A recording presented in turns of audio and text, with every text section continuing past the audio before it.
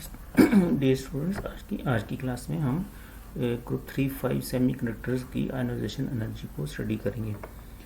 जैसे कि हमने लास्ट लेक्चर में देखा था कि अगर हमारे पास एलिमेंटल सेमीकंडक्टर हैं जैसे सिलिकॉन या जर्मेनियम, तो उसमें अगर डिफरेंट एलिमेंट्स की डोपिंग की जाती है, डिफरेंट इम्प्योरिटीज़ की, तो उनकी आयोनाइजेशन एनर्जीज़ क्या होगी।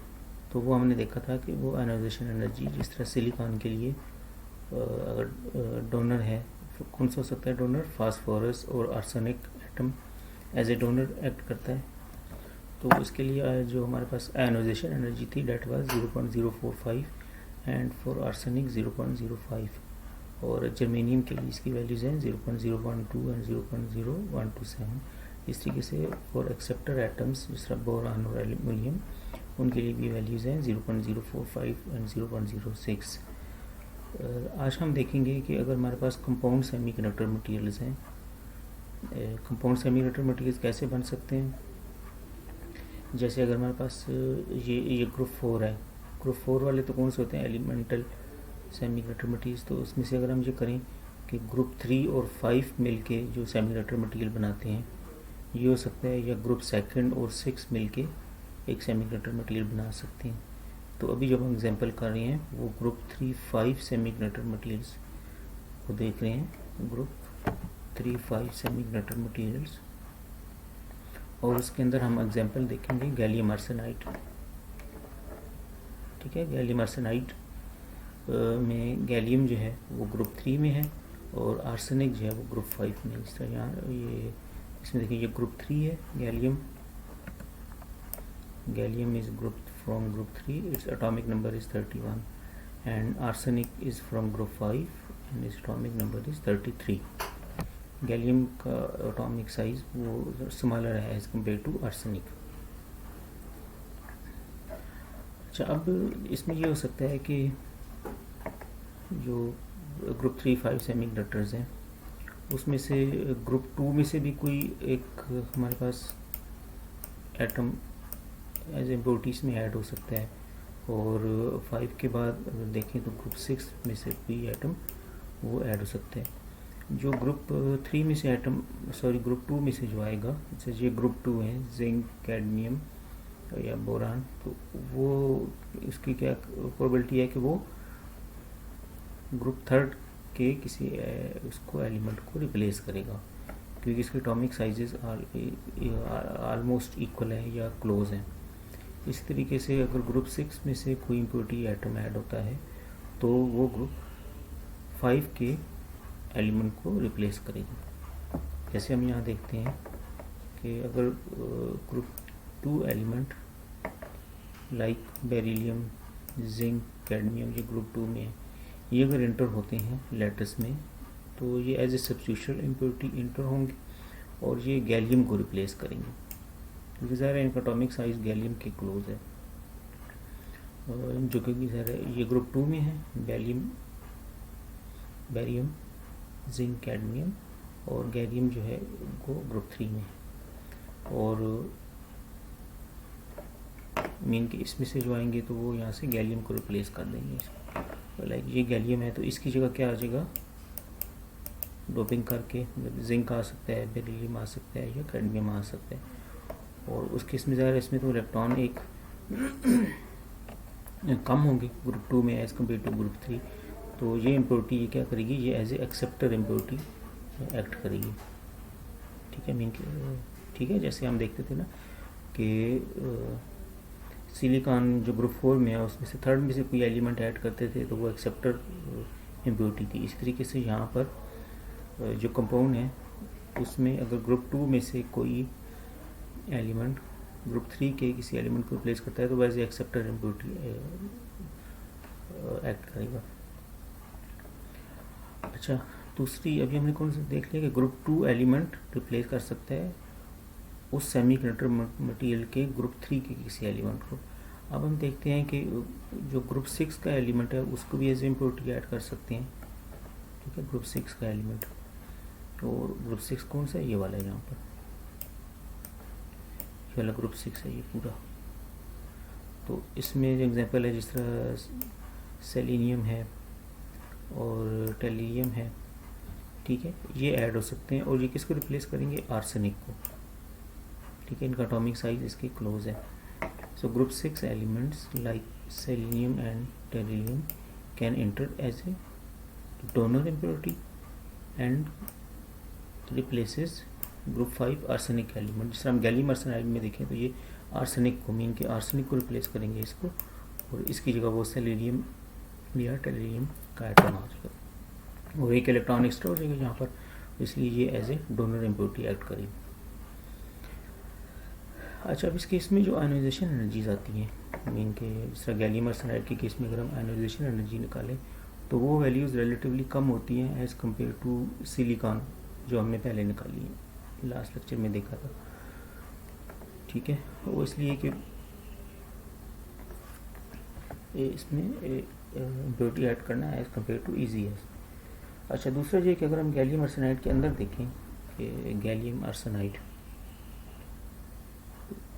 इनकी अगर हम इसके अंदर अगर हम डोनर और एक्सेप्टर की आयोनाइजेशन एनर्जीज़ को कंपेयर करें तो जो डोनर्स की आयोनाइजेशन एनर्जीज़ हैं वो स्मॉलर हैं एज़ कम्पेयर टू एक्सेप्टर्स, ठीक है। Ionization energies of donors are smaller as compare to acceptors.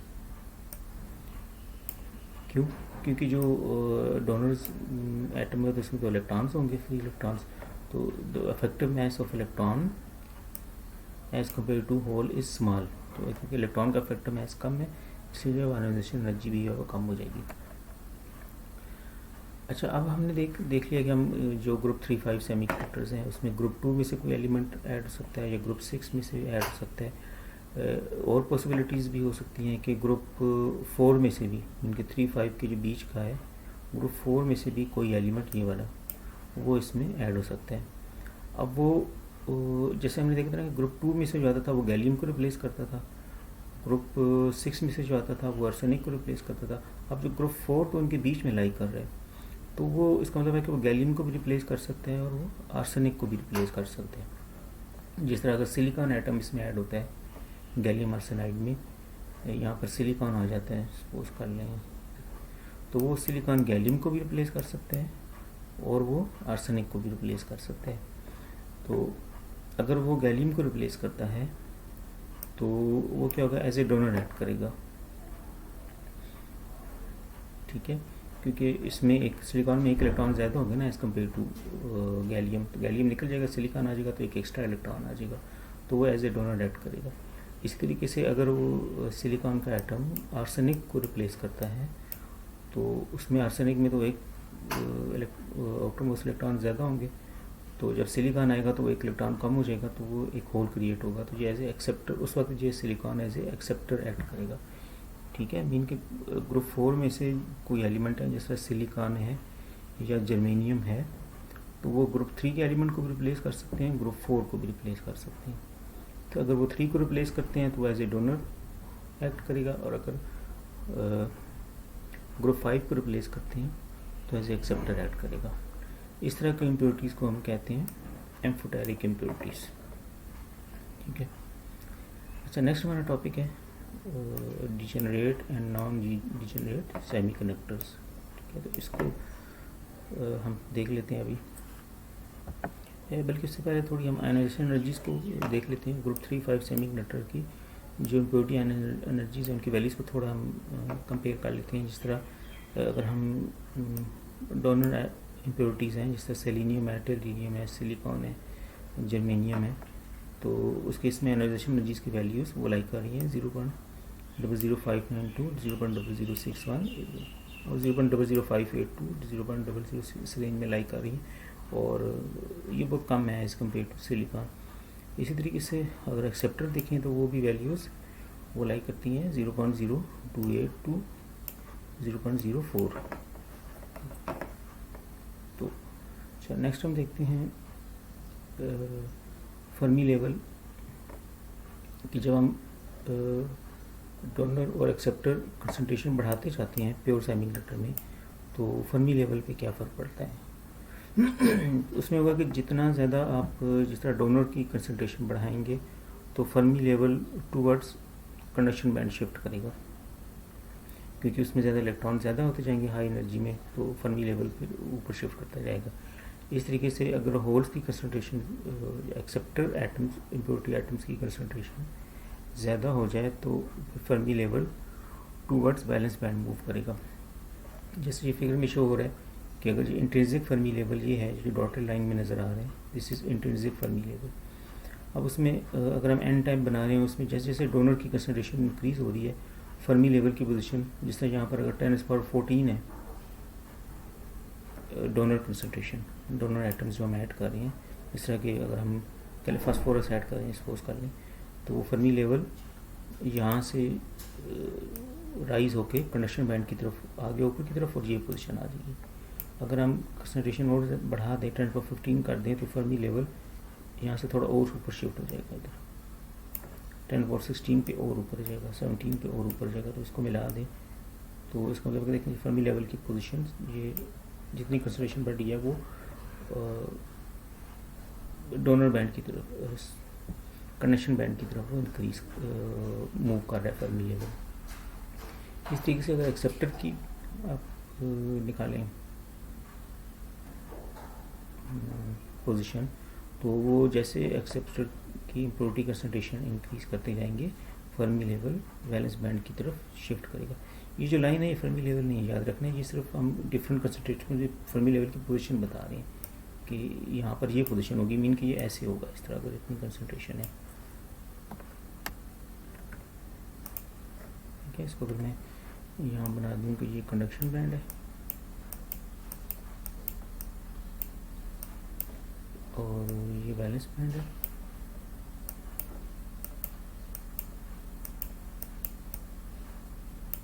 और फर्मी लेवल अगर इंट्रिंसिक फर्मी लेवल यहाँ लाई कर रहा है, ये इंट्रिंसिक फर्मी लेवल है EFI।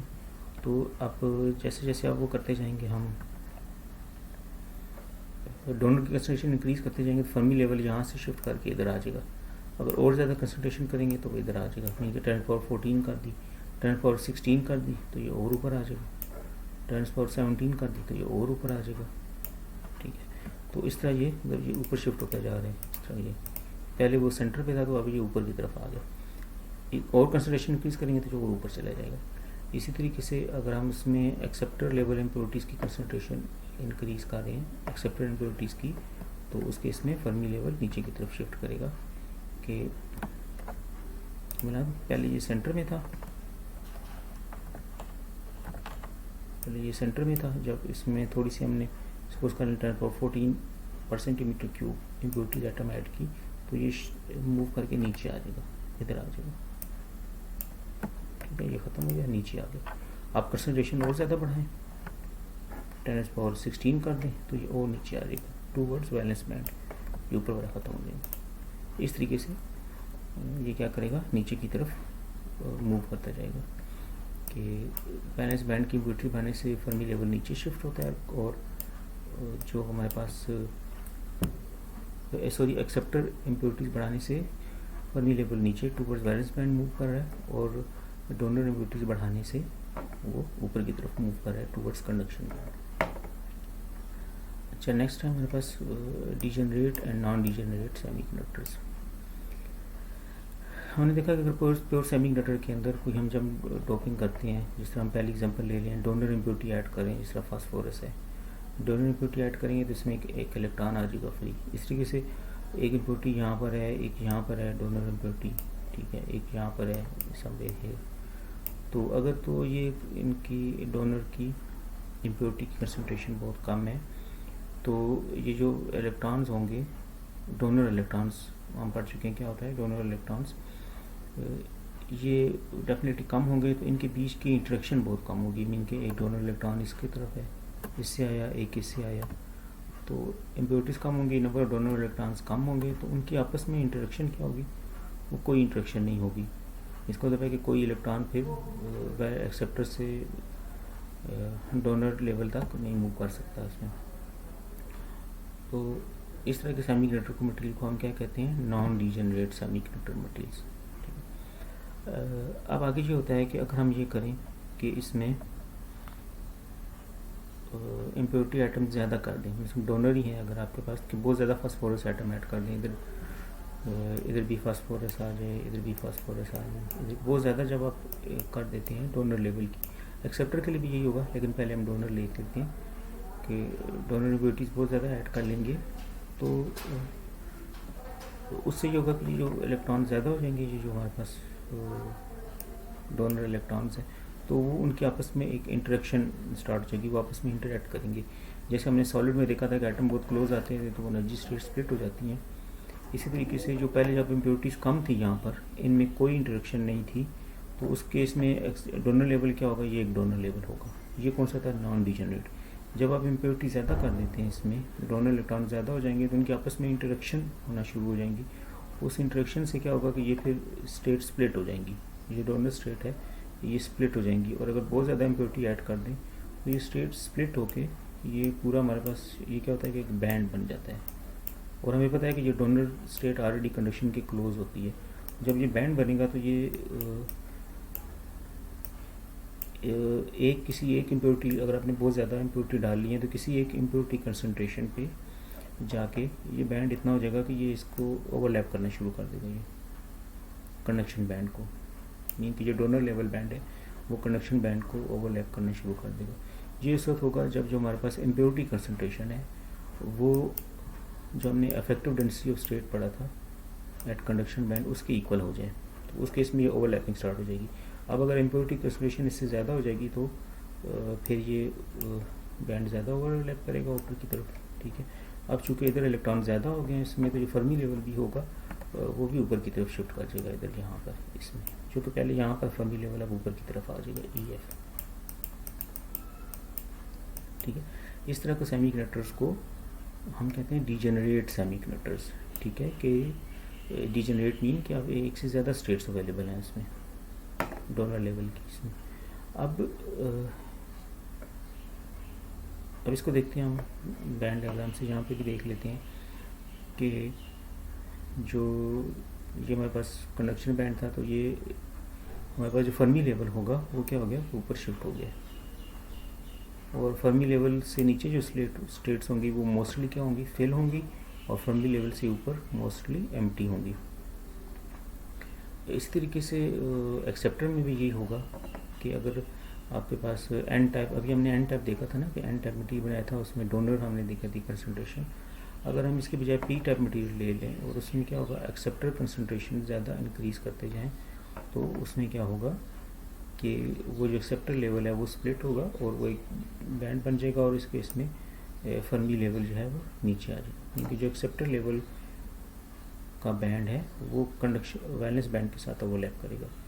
जबकि इसमें क्या था एन टाइप में कि जो डोनर लेवल का था वो बैंड वो ऊपर की तरफ कंडक्शन बैंड के साथ ओवरलैप कर रहा था। अच्छा, अब इस केस में क्या होगा, फर्मी एक्सेप्टर लेवल में फर्मी लेवल नीचे आ जाएगा पी टाइप सेमीकंडक्टर में। इसमें भी ये स्टेट्स क्या होंगी, वो मोस्टली फिल होंगी, और ये स्टेट्स क्या होंगी, खाली होंगी, एम्प्टी स्टेट्स होंगे। तो ये था हमारे पास degenerate and non degenerate semiconductors. So next आज की क्लास में हमने क्या किया, हमने देखा कि जो ग्रुप 3-5 सेमीकंडक्टर्स हैं उनमें हमने जनरली इन जनरल देखा कौन सी इम्प्योरिटीज ऐड हो सकती हैं, वैसे तो और भी बहुत ज़्यादा हो सकती हैं इसमें। तो उससे क्या होगा कि एक्सेप्टर लेवल और कौन सी इम्प्योरिटीज एज ए एक्सेप्टर होंगी और कौन सी एज ए डोनर होंगी। फिर हमने देखा कि इसकी वैल्यूज़ क्या हो सकती हैं, आयनाइजेशन एनर्जीज़ की हमने थोड़ा सा एस्टिमेट किया कि किस रेंज में लाई कर सकती हैं। फिर हमने फर्मी लेवल को देखा कि कंसंट्रेशन के साथ, कंसंट्रेशन मीन कि डोनर एटम्स की कंसंट्रेशन या एक्सेप्टर एटम्स की कंसंट्रेशन के साथ साथ फर्मी लेवल किस तरफ मूव करेगा। और देन हमने डिजेनरेट और नॉन डिजेनरेट सेमीकंडक्टर्स के बारे में स्टडी किया। Thank you very much.